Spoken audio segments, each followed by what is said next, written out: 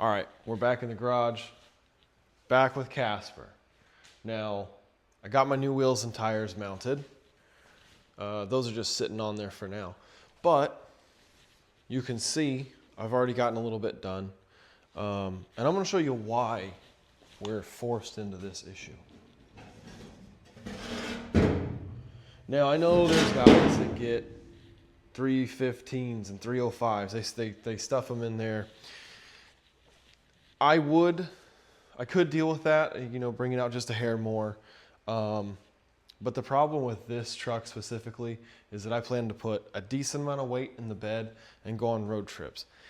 If I run the risk of wobbling this thing on the old, well, they're new leaf springs, but still, if I run that risk and have a blowout 500 miles from the house, it's gonna be just another thing to deal with. So we're gonna work today on, we're gonna go through everything. I'll show you what we got going on. It should be a pretty simple process. Half of it's done already, but let's take a look at it. So first, you can see here that I've already got this cut out.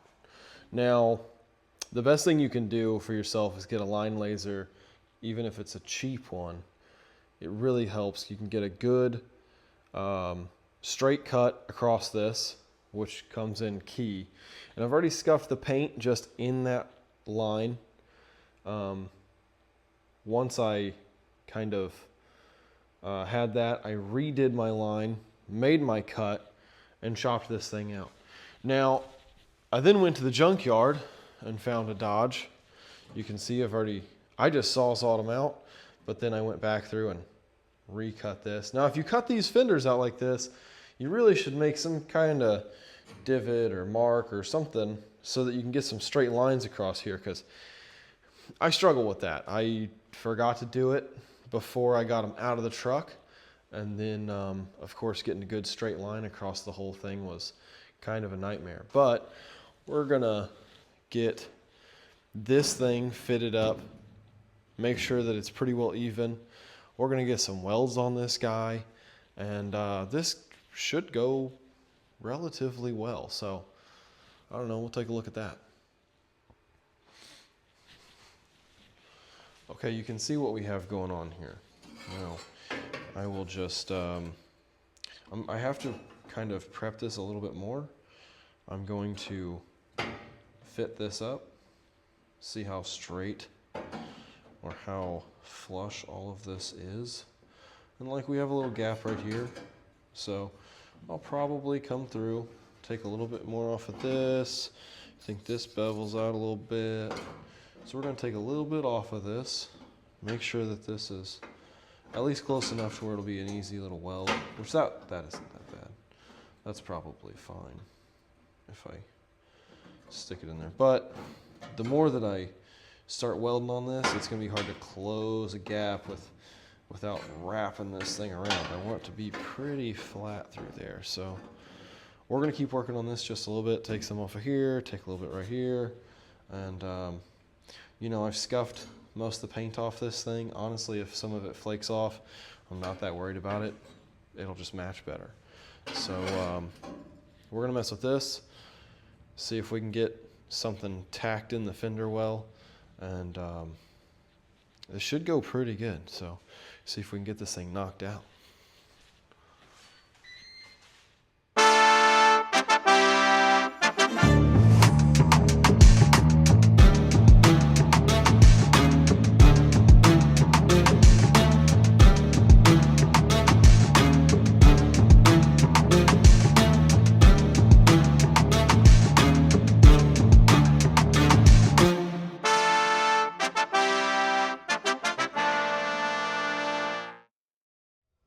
There it is.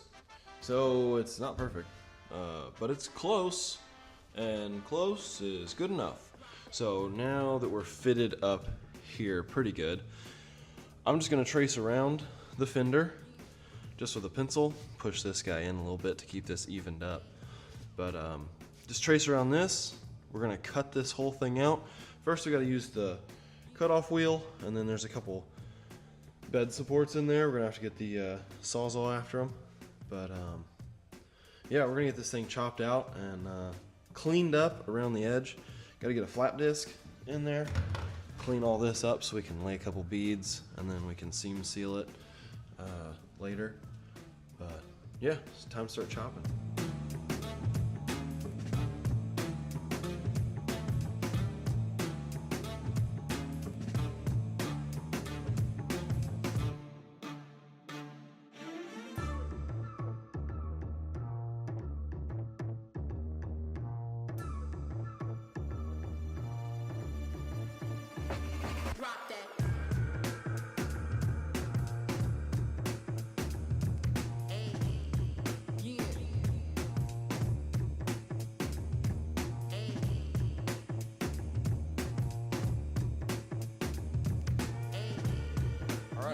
That's kind of it. Not because it's completely welded up and finished, but I'm out of gas on the welder. So we're probably gonna tack up what I can, finish getting, get it a little bit stronger, and then we'll use a little bit of seam sealer, paint this thing up, and we're gonna be good to go. This is about it. So honestly, this is my last weekend to finish this thing and make sure that it's, good to get on the road, do a little, maybe at least a mile of test run before I decide to drive it an hour and a half. So it is what it is.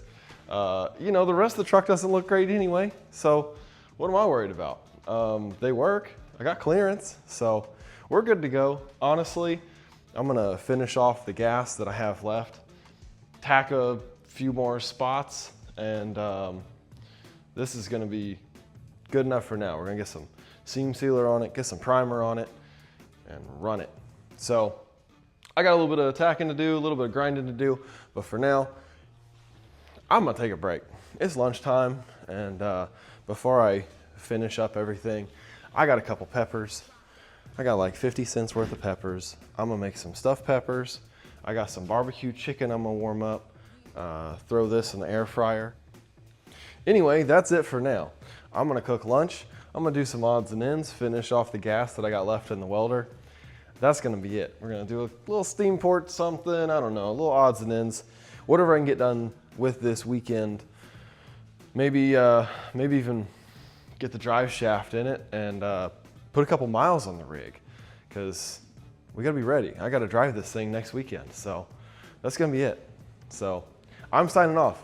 Thanks, guys.